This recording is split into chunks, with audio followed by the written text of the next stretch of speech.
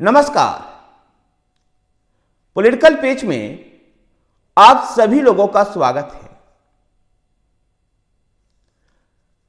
Bharatiya Janata party और नरेंद्र मोदी से मुकाबला करने के लिए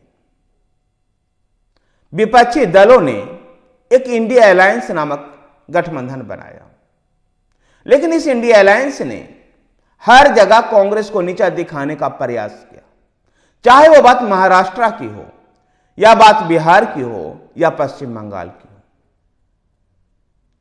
हर जगह इस गठबंधन में कांग्रेस पार्टी को जूनियर पार्टी के रूप में बिहेव किया जा रहा है। महाराष्ट्र के राजनीति में इन दिनों शिवसेना उद्धव गुट के नेता संजय राउत ने शिवसेना के लिए 23 सीटों की मांग की और इसको लेकर के महाराष्ट्र की राजनीति में, विशेषकर इंडिया अलायंस में ही कोहराम मच गया है। वो सत्तारूढ़ एनडीए का मुकाबला करने के बजाय आपस में ही वहां के नेता राजनीति करने लग गए।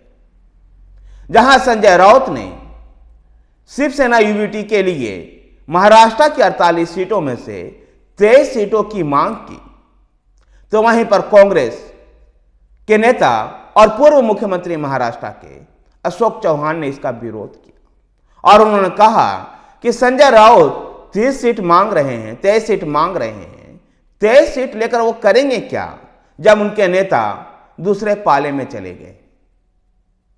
गौरतलब है कि महाराष्ट्र में 2019 के लोकसभा चुनाव और विधानसभा चुनाव के बाद शिवसेना में एक धारा टूट करके भारतीय जनता पार्टी के साथ चला गया और इसलिए शिवसेना क्या जो सांसद थे, ज्यादातर सांसद और विधायक भी उस गुट एकनाथ शिंदे के साथ चले गए।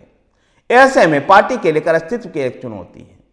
लेकिन संजय राउत का यह दावा है कि भारतीय जनता पार्टी के साथ गठबंधन में भी वो लगातार 23 सीटों पर वो चुनाव लड़ते रहे हैं और इसलिए 23 सीट अभी भी चाहिए उनको। तो कांग्रेस इस बात का दावा कर रही है कि राज्य में विधानसभा चुनाव के मद्देनजर देखें तो कांग्रेस इस समय राज्य विधानसभा में प्रतिपक्ष के नेता है, मुख्य विपक्षी पार्टी है और इस नाते कांग्रेस को अधिक सीटें मिलनी चाहिए। महाराष्ट्र में इस प्रकार के राजनीतिक बयानबाजियों का दौर शुरू हो गया है, जहां इंडिया अलायंस में शामिल दोनों घटक आमने सामने हैं।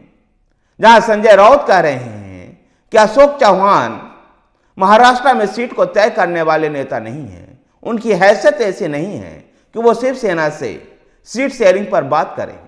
सीट शेयरिंग पर शिवसेना को बात करनी होगी तो वो बात करेंगे मल्लिकार्जुन खड़गे से, केसी वेणुगोपाल से, राहुल गांधी से और सोनिया गांधी से। अशोक चौहान जहां शिवसेना को यहां तक भी कह देते हैं कि उनके पास तो नेता ही नहीं है और 23 सीटें लेकर वो करेंगे क्या। ऐसे हालत में महाराष्ट्र में भारतीय जनता पार्टी के खिलाफ इंडिया अलायंस को मजबूत होने का जब समय है, तो वहां पर इंडिया अलायंस में शामिल दलों के बीच में ही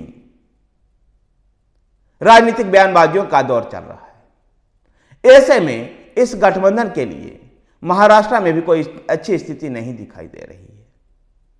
धन्यवाद साथियों। वीडियो को लाइक कीजिए, शेयर कीजिए। हमारे साथ बने रहने के लिए हमारे चैनल पॉलिटिकल पेज को सब्सक्राइब कीजिए। धन्यवाद।